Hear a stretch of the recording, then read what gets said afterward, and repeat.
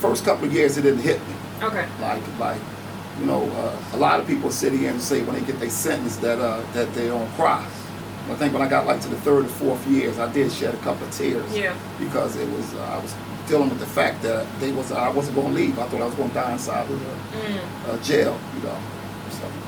And were you in the same facility the whole time, No, or did you? I was so angry that I was kicked out of 13 facilities. 13 facilities.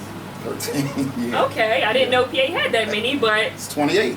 okay. Yeah, it's 28. What was you got to on also tour, remember yeah. too, when I first was incarcerated, it was only 7. In the late 80s, it was only 7 facilities. Now I think it's up to 28.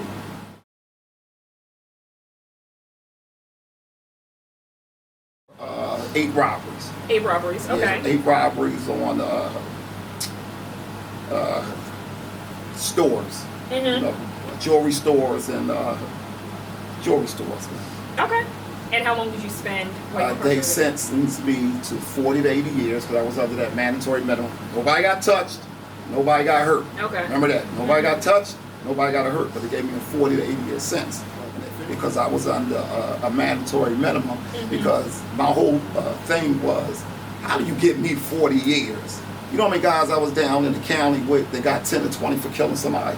It don't even make sense for real. Yeah. But that's legislation. That's the law. Yeah.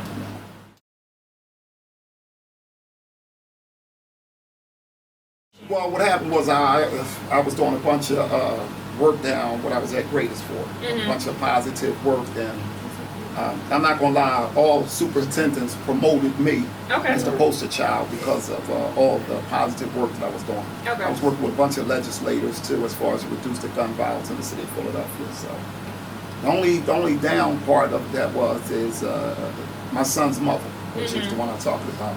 And anybody could tell you in any of those facilities, I always talked about it. It's the only woman that I've ever been in love with. That was the love of my life. Do you know when the governor signed my commutation February 11th, she passed away February 11th. And what made me mad was that it took 5 months to sign my damn commutation, you know, because of the pandemic though. Any other time, it takes 30 days. So I would have probably had a chance to see her, but I'm still grateful where I'm at now. Right. What they took and did was just commuted my minimum. Okay. So I'm still on the books for about 50 years. 50? 50. 50? Yeah, my minimum, my maximum is 2071.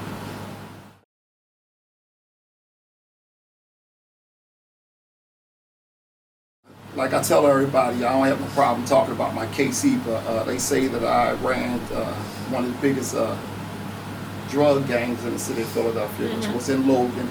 My corner was the 4th largest corner. They said that we also stole $60 million worth of jewelry. Okay. And even when I got incarcerated, I still was angry and mad, so I still was doing illegal stuff. I'm not gonna lie to you. So they said I ran one of the most prolific identity theft. But all that money and all the girls that I've been with before I was incarcerated cannot compare to these last 5 weeks of me spending with my grandkids. Aww. It's gonna make me cry. I'm No, but telling you you. gotta make me cry. As the favorite granddaughter, nobody has to tell me. I already know. I know what it's like to have your grandparent there. Yeah. So I really appreciate you sharing that with me.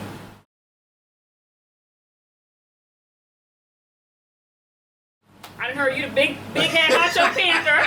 They don't get no more Gray Panther than this. Yeah, well, So yeah, tell me a little bit about what they do and what the Gray Panthers can Great is for one of the things that the Gray Panthers their concerns was dealing with elderly problems. Like when you get older, you have more problems than those of the younger guys that have. So I had to deal with administration as far as like if guys had health problems. I was dealing with medical. I cater to the elderly population. Okay. Whatever their issues was, that's what I catered to. Okay. But mostly theirs was mainly health, because I think they said that it's cost like $33,000 to house somebody that's in their 30s, and I think for somebody that's 50 and over, it's like $90,000 now. Yeah. The numbers I think we have now are about up to 43,000 roughly for anybody under that. But the Department of Justice is spending about $3.2 million a month just in medication costs for folks over 50. Well, I was always a part of all the organizations. I was vice president of NAACP. And from there, I went to become the president of Gray Panthers. You know, greatest for its population of elderly prisoners was 992. Oh, wow. So the main ones came to me and said they wanted me to be the president of Gray Panthers. It's an internationally known organization, but ours is the first prison chapter of its kind. It was started in 1980 by Maggie Cohn.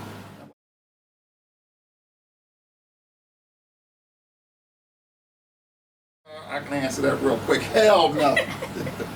I'm going to use me as an example. I had a tumor on my bladder. I was pissing blood for 6 months before they decided to take me out to have surgery. And because they don't want to spend the money on you, they make you just want to give you aspirins and Tylenols for every damn thing. So you have to go through a bunch just to go see an outside doctor. Right. And it's because our people, the only reason why that the issue got pushed is because I had my people pushing it, and then I had some state reps pushing it. But other than that, I wouldn't even have had the surgery. If I'd have just sat there, this is one of the reasons why so many elderly men are dying. Like, I don't know if y'all actually know how many of them are really dying on record numbers just for the coronavirus. I don't know, they just give out Motrins for everything. I don't care what's the problem. You can have, you know, they always tell you at the last minute, you know, because all you got to do really is to go out and get tested for cancer, you know, but they won't send you out to get the test. And then it's 5 years later, it's too late.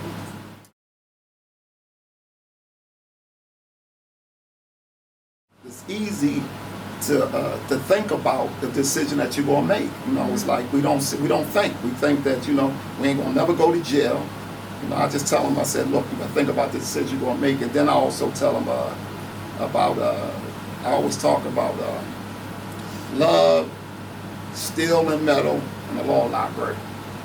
If anybody comes through that's young, and I explain to them, that same girl that you got, you probably not going to have. Since you made that decision that you want to come to jail, you got to take your ass to the law library, because you never know what's going to happen if you learn to the law. Right. And I say steel and metal. It's these beds that we got. They're going to tear your back out of the frame, and they mentally going to just tear you out of the frame. Definitely would say, yeah, got to get an education. And then, like I was telling the young guys, too, when you go there, you know, some of y'all going to go home, some of y'all going to go upstate. One thing you ain't going to do is you're not going to tell those people what you're going to do. Okay. Because I also have 10 years being in the RHM. You know, two and a half years here, 3 years here. So. Okay. And I think psychologically, even now, I can't stand light. Because if anybody have been to the hole will tell you the light stays on 24 hours a day. So.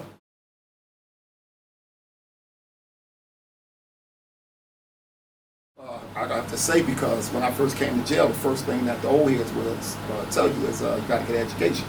So they played a big role in my growth and my transformation. Okay. So, and I think, I'm hoping that I did the same thing for a bunch of other young guys that came through now. So they did a welcome home party for me Sunday, and I'm telling you, it almost had tears in my eyes, because the majority of the guys that was coming through my neighborhood, one of the things that I pushed was you won't get your GED, and if you want to take some college courses as possible. So when they did their welcome home party for me, it was like 25 of them that actually doing great now. So they got up, sat me in a chair like this, and paid homage. But it touched me so hard. Not only did they do it, the women done it. And it just touched me, I think.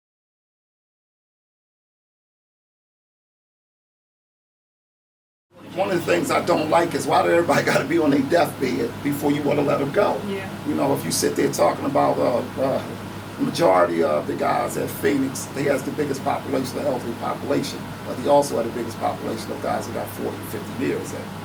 So, you know, some of those guys that got 50 years in didn't kill nobody. Yeah. You know, like right now, even with the juvenile situation, you have the guys, 6 of them on the homicide, but you let not that I'm criticizing it, but you let the guy that actually did the shooting go because he was a juvenile. Now you got 5 other people that got life sentences and they ain't killed nobody.